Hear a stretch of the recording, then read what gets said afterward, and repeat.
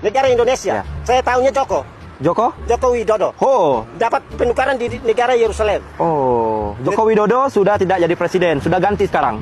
Pemilihan tanggal berapa tuh? Kemarin sudah lama pemilihan, Pilihan pelantikan. hanya untuk menyabui mata saya dan memberikan kartu. Dan tidak sah. Tidak sah. Enggak, siapa yang pecat dia? Berarti presiden yang sekarang tidak sah. Tidak sah juga. Presiden sekarang Prabowo. Prabowo juga tidak sah. Wah, kenapa? Prabowo tampuk bola tidak sah. Tidak sah dia presiden. Tidak menghormati saya. Oh, nggak izin sama bapak. Kenapa tidak panggil saya? Joko salah apa? Maka itu diberhentikan. Dan saya tidak bisa ikut pilih Presiden Prabowo Widodo. Prabowo. Prabu Bolon. Pindahan Prawidodo ke Prabowo. Ah, Tapi sekarang ini presiden pemilihannya tanggal berapa sampai tanggal berapa. Dan kartu itu siapa yang diterima. Dan kartu itu siapa yang dirahasiakan saya. Maka itu dibunuh dari alam. Dan alam itu tidak sah. Harus tontonkan sudah. Prawidodo. sabar ya. Harus dipanggil saja. Sabar. Dipanggil saja. Sabar. Iya, kita panggil ya. Iya, sabar. Hei, suntikan mas. Iya, kasih masuk, Kasih masuk, Iya. Iya, ngomong. Hei, lapor sudah. Iya, lapor. Iya, lapor. Apa? Ada anjing kami. Apa? Bilang kasih, Duduk sambil duduk. Tolong. Sudah kasih tahu. Prabowo Widodo. Sebagai pengganti Presiden Joko Widodo. Oke. Dia berarti dia orang gila. Tidak sah berarti? Tidak sah. Aduh, kenapa tidak sah? Dan kau karang. Dan saya hanya hidup di negara Indonesia.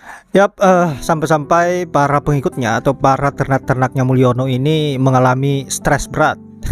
Mungkin karena junjungannya hanya menempati peringkat ketiga atau hanya mendapatkan perunggu. Dimana kemarin-kemarin para pengikut ini, para ternaknya Mulyono ini berharap bagaimana agar junjungannya bisa mendapat emas dari OCC RV. Buat para ternak-ternak bersabarlah, coba lagi, kemungkinan besar anaknya di kemudian hari bisa menempati urutan pertama.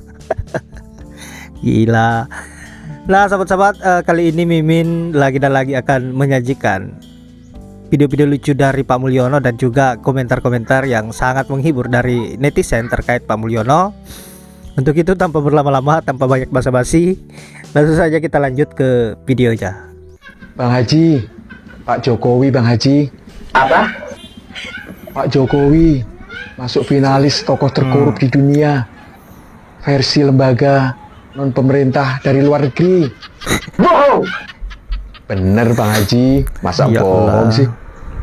Bener. Netizen kreatif ini. Ya kalau nggak percaya, tanya sendiri ke Pak Jokowi. Iya kan Pak Jokowi?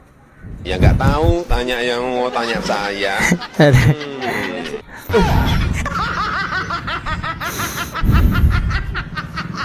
Ya nggak tahu, tanya yang mau tanya saya. Malah cantik.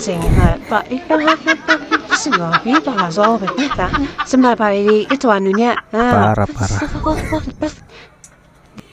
Ternak satu ini memang betul komentarnya. Gak ada yang mampu melawan Jokowi itu. Raja Namrud sekalipun gak akan mampu melawan. Hingga Adolf Hitler, tokoh fenomenal, gak mampu melawan seorang Jokowi.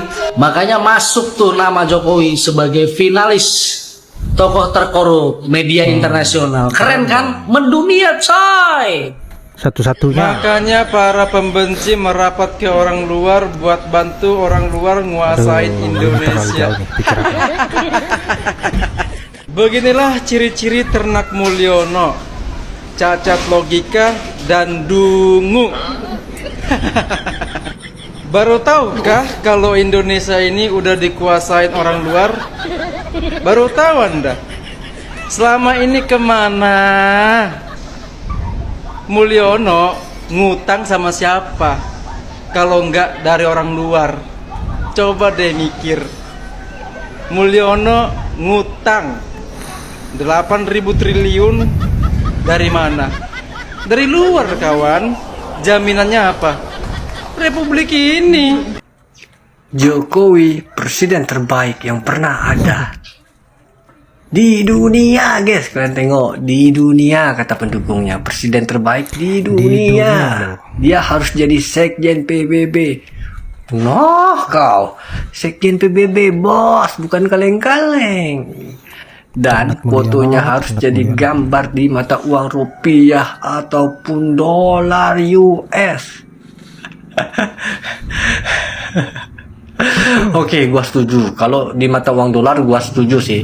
Mau dipasang fotonya, foto anaknya, foto si Jabran, foto cucunya, foto si Bobby, seterah. Di mata uang dolar gua nggak peduli. Jangan sampai dipasang di mata uang rupiah ya. Ntar duitnya gua robek, gua jijik. Kalian tengok guys, tingkah laku pendukungnya guys, konyol. Dibilang tolol nanti marah. Tapi kalian tengok komennya di atas tuh. IQ berapa ini ya? Nggak mau lah gua. Kalian tebak IQ berapa orang ini guys? Yang bisa tebak ya akan ku follow. Tapi satu orang aja, oke? Panjang umur perubahan. Panjang umur perjuangan, gak mau berubah, gak mau berjuang. Apa kabar otak? Otak mana otak? Nih apalagi ada terong lah, ada bulurah lah, apalagi ada OCCRP. Aduh, OCCRP.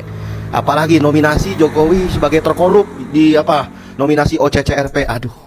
Oh ternyata ini ada analisa menarik nih saudara. Ada 6 alasan kenapa Jokowi itu harus diadili, ya kan? Harus diringkus, dikarungin, ya kan? Diciduk, ya kan?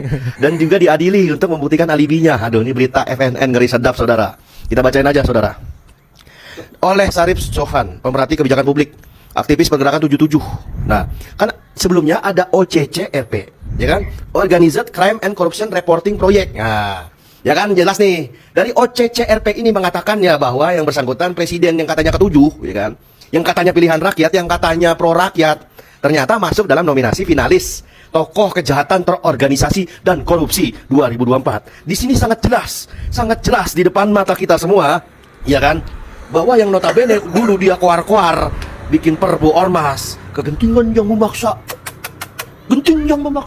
bubarkan ormas terlarang, pret lah. Itu semua hanya omong kosong semua, ya kan? Yang faktanya sekarang yang bersangkutan, yang nanda tangan perpu ormas, sekarang dia jadi nominasi, nominasi finalis tokoh kejahatan terorganisasi dan korupsi 2024. OCCRP merupakan salah satu organisasi jurnalisme investigasi terbesar di dunia.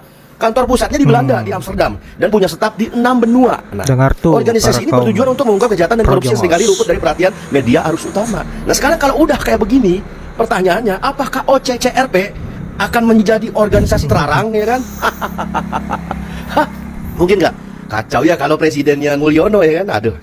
No, OCCRP ini juga dikenal karena dedikasinya dalam membantu media investigasi lokal di seluruh dunia untuk berkembang. OCCRP melaporkan isu kompleks seperti perang, perubahan iklim, kesenjangan, dan ancaman terhadap demokrasi yang notabene sudah hancur, sudah cacat sejak lahir.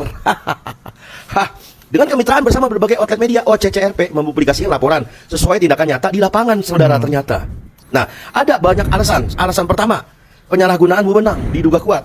Ketika Jokowi Mulyono memiliki kekuasaan menggunakan wewenangnya untuk memutuskan proyek strategi nasional bagi swasta seperti Rempang lah, mau Preketek kayak, ya kan, mau PIK2 kayak, mau IKN lah, kepentingan pribadinya Aguan lah, Tommy Winata lah, Antoni Salim lah, dan preketek lainnya, ya kan, yang notabene cuma modal duit, nggak jelas, ya kan, tapi tetap mereka cuma makhluk, ya kan, nggak mungkin mereka jadi rob, nggak mungkin mereka jadi Tuhan, ya kan. Nah itu pertama, dugaan penyalahgunaan wewenang. Kedua, dugaan pemerasan dan gratifikasi, ya ada imbalan bentuk uang, barang, fasilitas, dan lain sebagainya macamnya. Ketiga, dugaan mengambil atau penyalahgunaan aset negara yang seharusnya digunakan untuk kepentingan publik, tapi ujungnya malah diduga kuat memperkaya diri dan keluarganya. Apalagi udah disepil-sepil, udah di roasting sama Bu Koni Bakri itu. Nah, ada, tenang Bu Iriana, tenang.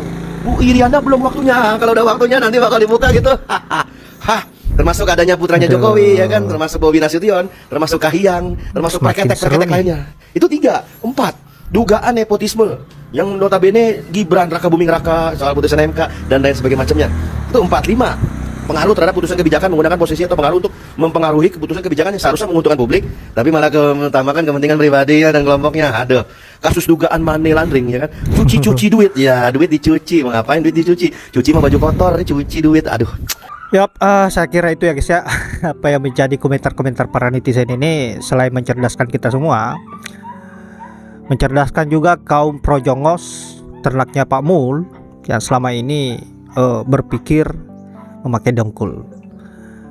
Saya berharap bagaimana agar mereka ini bisa tersadarkan bahwa apa yang selama ini dia bela adalah sesuatu hal yang sangat-sangat berpotensi untuk merusak bangsa dan negara ini. Apapun yang ia lakukan demi untuk melindungi Pak Mulyono, kan ini berbahaya. Bahkan sampai mengkhianati negara sendiri. Melindungi kejahatan-kejahatan apa yang dilakukan oleh Pak Mul. Jadi pantaslah Pak Mulyono semakin kesini semakin menjadi-jadi. Bahkan sampai tidak menjabat saja. Aduh, sangat memprihatinkan apa yang menjadi perilakunya. Nah sahabat-sahabat, mungkin Mimin tidak berlama-lama dan terima kasih sudah menyempatkan diri untuk menonton. Semoga apa yang saat bisa menghibur sahabat-sahabat dan juga ada manfaatnya. Saya akhiri dengan ucapan wallahul muwaffiq ila aqwamit thoriq. Assalamualaikum warahmatullahi wabarakatuh.